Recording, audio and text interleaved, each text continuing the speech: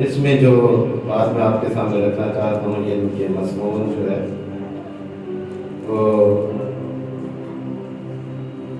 दुआ में असर। क्या हमारा मज़मून है? कलीसिया की दुआ में असर, यानी कि ये भी हम कह सकते हैं दुआ में असर या कलीसिया की दुआ में असर।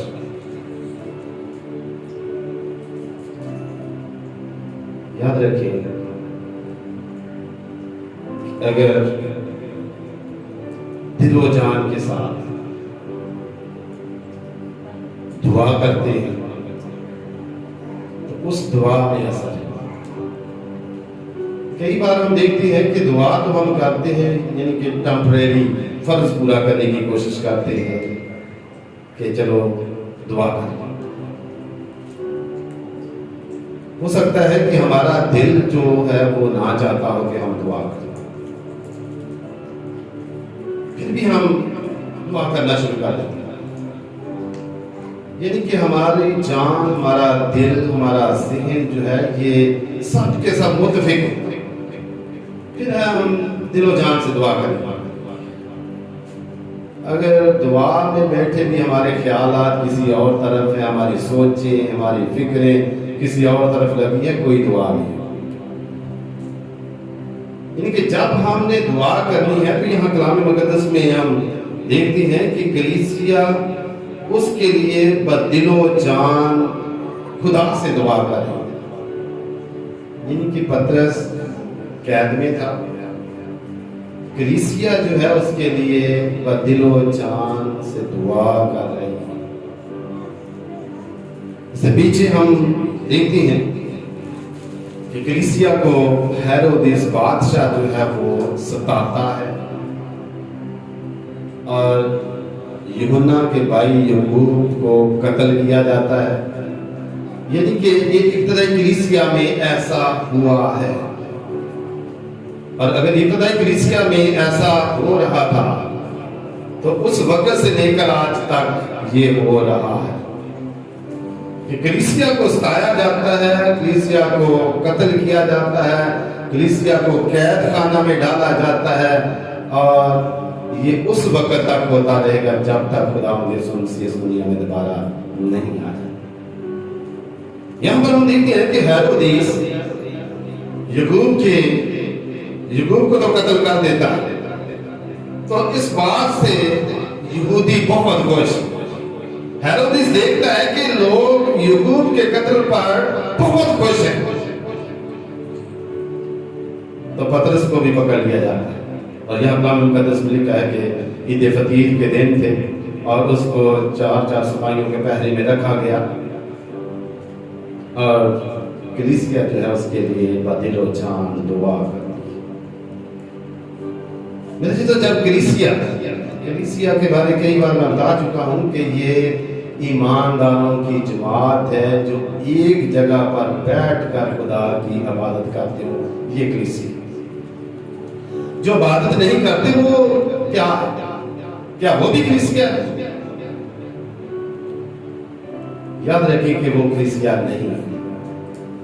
वो अपने आप को ये समझे कि हम सिर्फ नामी मसीही है, हम खुदावंद यीशु मसीह का बदन नहीं है, हम खुदावंद यीशु मसीह की कलीसिया नहीं है, हम नामी मसीही हैं। मसीही वही है, कलीसिया वही है जो खुदा की इबादत करते हैं, जो खुदा के घर में आकर खुदा की इबादत करते हैं, वो कलीसिया है।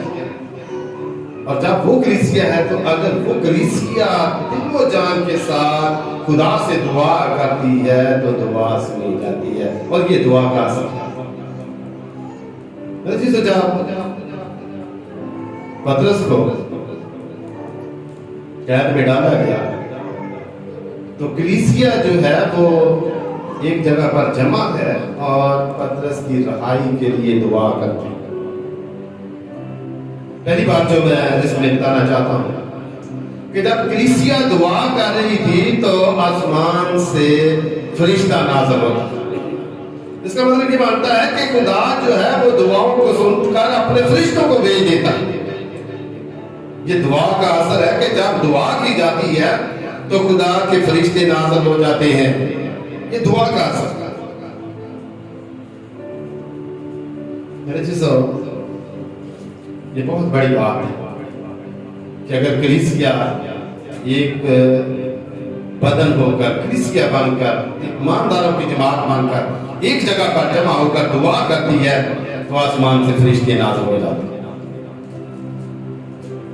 ये छोटी बात नहीं, ये मामूली बात नहीं, ये खुदा की मखलूक है और खुदा के हुक्म को हर वक्त मानती है और हर वक्त ये खुदा की इबादत करते हैं।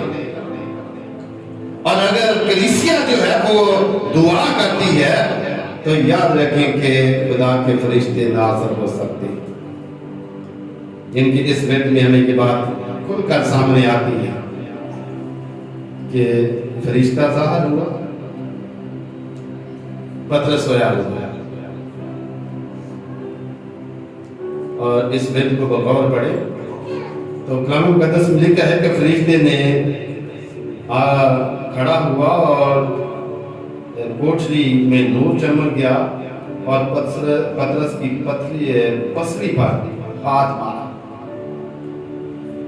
यानी कि फरिश्ते ने पतरस को जगाया, उसकी पसली पर हाथ मारा, जगाया।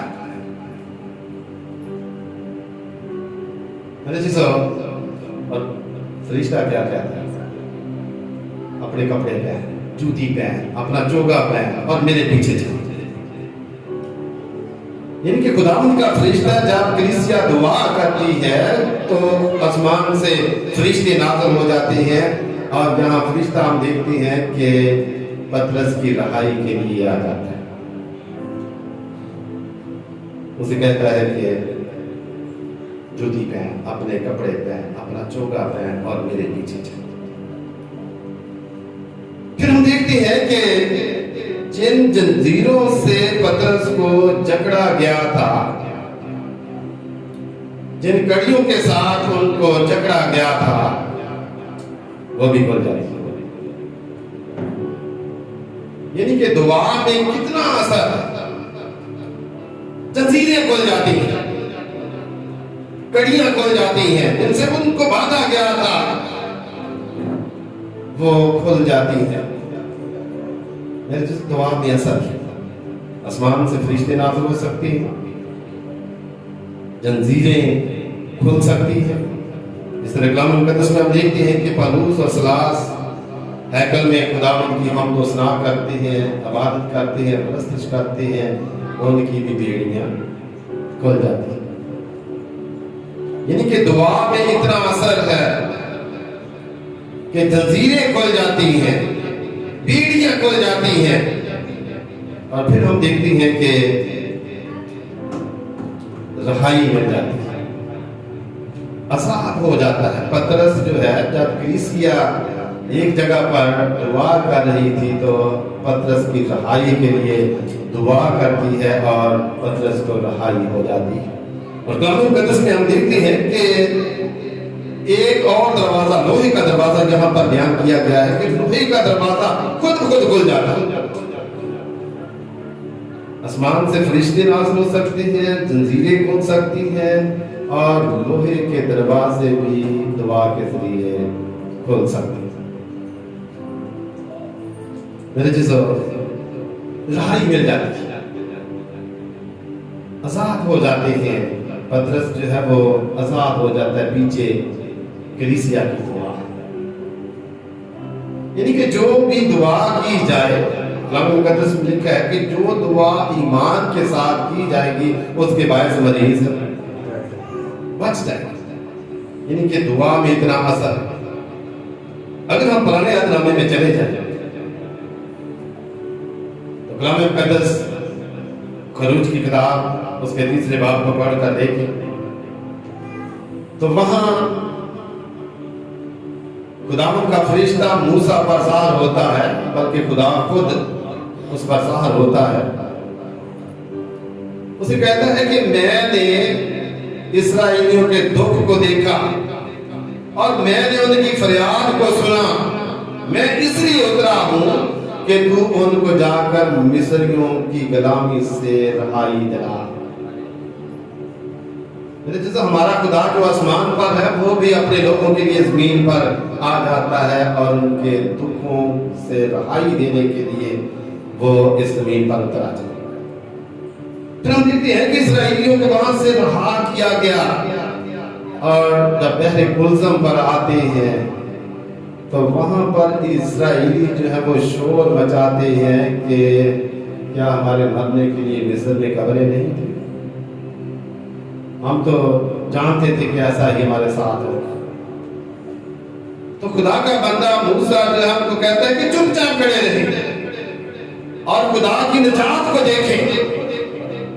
और खुदा का बंदा मूसा दुआ करता है तो खुदा उसे कहता है कि तू फरियाद ना कर, बल्कि तू अपना हाथ बढ़ा और अपनी लाठी उठाकर अपना हाथ बढ़ा। तो जब खुदा का बंदा ऐसा करता है तो बहरे गुलजम जो है वो दो हिस्सों में तकसीम हो जाती है। यानी कि दुआ में ये असर है कि खुदा अपने लोगों को गुलामी की गाज से कैद से रिहाई देता है। खुदा अपने लोगों को समुद्रों से इस तरह निकाल देता है जिस तरह खुश्क जमीन से। ये सब दुआ ही का ही असर है। इसी तरह हम कुरान मुकद्दस में देखते हैं कि यूना को खुदा नैनवा में भेजता है कि वहां जाकर मनादी कर। यूना वहां जाना नहीं चाहता। जब वहां नहीं जाना चाहता तो खुदा उसे सजा देता है और मछली के पेट में समुद्र में डाला जाता है और मछली के पेट में यूना दुआ करता है और उसकी सुनी जाती है और खुदा मछली को हुक्म देता है कि खुशकी पर गाल दे। ये दुआ में असर है। यानी कि हर मुश्किल काम दुआ के जरिए हल हो सकता है। बड़े से बड़ा मुश्किल काम, समुद्र को दो हिस्सों में तकसीम करना कोई आसान काम था या इस्राएलियों को मिस्रियों की गुलामी से निकालना कोई आसान काम था। मेरे चीज़ खुदा सब कुछ कर सकता। खुदा के नजदीक कोई काम मुश्किल नहीं है। खुदा हर काम को अपने लोगों के लिए आसान कर देता है, आसानियां पैदा कर देता है। और यहां पर हम देखते हैं कि पतरस कैद से रहाई पाता है, एक हल्के से दूसरे हल्के में जाता है और फिर बाहर के दरवाजे तक जो लोहे का दरवाजा था वो खुद खोल जाता है।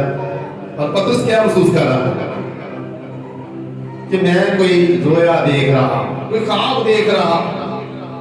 और जब वो दरवाजे से बाहर आता तो तब जान से आता है कि ये तो खुदावंद का फरिश्ता था। और फिर उस जगह चला जाता है जहां कलीसिया मौजूद थी, दुआ कर रही थी। और मेरे चीज़ों कलाम मुकद्दस को पढ़ने से ये साबित होता है कि जहां कलीसिया दुआ कर रही थी, एक लौंडी जो है वो दरवाजे को जब पतरस खटखटाता खोलने के लिए जाती है, आवाज सुनती है, वापस आ जाती है, दरवाजा नहीं खोलती। खुशी के साथ कलीसिया को बताती है कि पतरस आ गया है, उसने रहाई पा ली है। यानी कि हमारी दुआ को सुना गया है और पतरस कैद से रहा हो गया है। मेरे चीज़ों ये तो था दुआ में असर। तो याद रखें कि कई लोग जो है वो दुआ तो करते हैं, कई लोग जो है वो बददुआ नहीं करते। मेरे चीज़ों याद रखें, बददुआ का मतलब बुरी दुआ। और कई लोग ऐसे करते भी हैं जबकि नहीं करनी चाहिए। जो बददुआ करता है और आज ये कहे कि मैंने बददुआ नहीं करनी बल्कि दुआ करनी। मेरे चीज़ों अगर हम ये समझते हैं कि हम मसीही हैं, मसीह के लोग हैं, उसकी कलीसिया है, ईमानदारों की जमात है, तो फिर हमारे मुंह से बददुआ नहीं निकलनी चाहिए। खा हमारा कितना भी कोई दुश्मन क्यों ना हो, हमारा जानी दुश्मन क्यों ना हो, हम उसके लिए कभी भी बददुआ ना करें, बल्कि दुआ करें जो हमारे मसीहों के अंदर होना चाहिए, जो खुदा के पाक कलाम में लिखा है, जो खुदावंद यीशु मसीह ने हमें बताया है कि आप अपने दुश्मन के लिए दुआ करें। क्या हम सभी ऐसा करते हैं? अगर हम बददुआ करते हैं तो यही समझे कि हम खुदा से दुआ, हम मसीह के लोग नहीं हैं, हम कलीसिया नहीं हैं। अगर हम किसी को बददुआ देते हैं,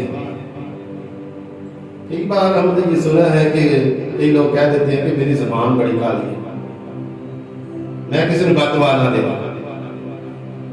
मेरे चीज़ अगर ज़ुबान काली है तो रहे काली, लेकिन बददुआ नहीं करना, किसी के बारे में बुरा नहीं कहना कि तेरा फलां मार दे, तेरा फलां मार दे, तेरा ये हो जाए, तेरा वो हो जाए, कभी ऐसा नहीं। अगर आप मसीही, अगर नहीं मसीही, तो मेरा यही कहने का मतलब है कि आप मसीही में शामिल हो गए। इसी की बात याद रखें कि खुदावंद यीशु मसीह ने सलीब पर चढ़कर अपने दुश्मनों के लिए बददुआ नहीं की, बल्कि दुआ की है। उसने कहा है बाप इनको माफ कर, क्योंकि ये नहीं जानते कि क्या करते। मेरे साहब, यानी कि हम सब कुछ खुदा के हवाले कर, खुदा के सुपुर्द कर दें। और कलाम मुकद्दस में ये लिखा है कि अदालत करना मेरा काम, हर बदला लेना मेरा काम। क्योंकि खुदा, अगर हम अपने दुश्मनों के लिए दुआ करते हैं, वो बास नहीं आते, तो फिर खुदा इंसाफ करने वाला जो है वो जिंदा है, वो फैसला कर देता है, वो अदालत करता है और फिर वो बदला ले लेता है। यहां पर मैं जो बात आपके सामने रखना चाहता हूं कि हेरोदीस बादशाह जो मसीहों का मुखालिफ था, जिसने यकूब को कत्ल कराया, पतरस को कैद में डाला, उसका क्या हाल हुआ, खुदा ने किस तरह उससे बदला लिया, इस पूरे बात को पढ़कर देखें। कलाम मुकद्दस में लिखा है कि हेरोदीस को कीड़े पड़ गए। क्यों कीड़े पड़े? खुदा ने बदला लिया, क्योंकि वो खुदा के लोगों को, मसीहों को, खुदा की कलीसिया को, खुदा के लोगों को मारता है, कैद में डालता है, सताता है, और खुदा ने उसे सजा दी, कीड़े डाले गए और कीड़ों की वजह से वो मर गया। जानी दुश्मन, खुदा ने किस तरह उनको सजा दी और किस तरह उसको मारा। एक और मसीहों का दुश्मन था, लेकिन याद रखें कि वो शरा का आलम था, वो भी मसीहों को इसी तरह इस्ताता था, मारता था। और कलाम मुकद्दस में लिखा है कि स्तिफनस के शहीद होने पर उसका हाथ था। कलाम मुकद्दस में हम देखते हैं कि जब वो दमिश्क की राह पर जा रहा था, तो खुदावंद यीशु मसीह खुद उस पर ज़ाहिर होता है, उसे कहता है कि ऐ शाऊल तू मुझे क्यों सताता है। तो मेरे जैसा, जब शाऊल ने खुदावंद की आवाज को सुना, तो वो ये कहता है कि खुदावंद मैंने तुझे कब सताया? तो खुदावंद आवाज देते हैं कि अगर तू मेरी कलीसिया को सताता है, वो तू मुझे सताता है। वही शाऊल ना रहा, बल्कि पौलुस बन गया, जो मसीहों का, कलीसिया का दुश्मन था। वो खुद मसीह हो गया और खुद मसीह की खातिर दुख उठाने वाला बन गया है। ये भी दुश्मन था, लेकिन खुदा का इंतजाम है कि वो किससे खिदमत लेना चाहता है और किसको हलाक करना चाहता है। मेरे चीज़, आज जो हम पैगाम सुन रहे हैं कि कलीसिया की दुआ में असर, यानी कि अगर हम ये समझते हैं कि हम कलीसिया हैं, हम खुदा के लोग हैं, हम खुदावंद यीशु मसीह का बदन है, हम रास्त वालों की जमात है, तो पहली बात यह है कि हमें दुआ करने की जरूरत है। अगर हम दुआ करने वाले हैं तो हम खुदावंद का बदन है, हम उसकी कलीसिया। अगर हम दुआ करने वाले नहीं हैं तो मेरे चीज जरूरत है कि हम अपने आप को पहचाने, जांचे और खुदावंद में शामिल हो कि मैं तो मसीह का हूं, मैं मसीह का बदन हूं और मेरी खातिर खुदावंद यीशु मसीह ने अपने आप को कुर्बान किया है और मैं कभी उससे जुदा नहीं हूंगा। अपने आप को जांचे, पहचाने और यीशु मसीह को अपनी निगाहों के सामने रखें जिसने हमारी खातिर अपनी जाने कुर्बान की। मेरे चीजों, अगर हम उसे जांच लेते हैं, पहचान लेते हैं, उसे कबूल कर लेते हैं, उसका बदन बन जाते हैं, तो जब फिर हम दुआ करेंगे तो याद रखें कि हर दुआ सुनी जाएगी, हर मुश्किल हल हो जाएगी। खुदावंद अपने फरिश्ते भेजकर हमारी हिफाजत करेगा, हमें संभालेगा और हमें हर मुश्किलात से, हर बीमारी से, हर दुख से रहाई देगी। और अगर कोई हमारा दुश्मन पास नहीं आता तो याद रखें कि खुदा बदला भी देता है, सजा भी देता है, लेकिन हमने ना बदला लेना है ना किसी को सजा देनी है, बल्कि हमने उसके लिए दुआ करनी है कि खुदा ने माफ कर। मेरे जैसे आज दुआ में असर हमने माफ करना है और दिलो जान के साथ हमने दुआ करनी है। हमने महसूस करना है कि हम अब अपने नहीं बल्कि खुदा के, हम ढूंढ खरीदे लोग हैं, हमारी कीमत अदा की गई है। हम अपने आप को जांचे, हम आम लोग नहीं हैं, हम खास लोग हैं और कलाम मुकद्दस में लिखा है कि तुम खुदा की मलकियत हो, यानी कि उसने हमें खरीद लिया, हम खुदा की मलकियत अपने आप को समझें और जो हमारा मालिक है हम उसकी ताबेदारी करें। और अगर हम उसकी ताबेदारी करते हैं तो जो कुछ भी हम दुआ में मांगेंगे वो हमें मिल जाएगा। खुदा हम सबको ऐसा करने की तौफीक बख्शे। आइए हम अपने सरों को खुदा की हज़ूरी में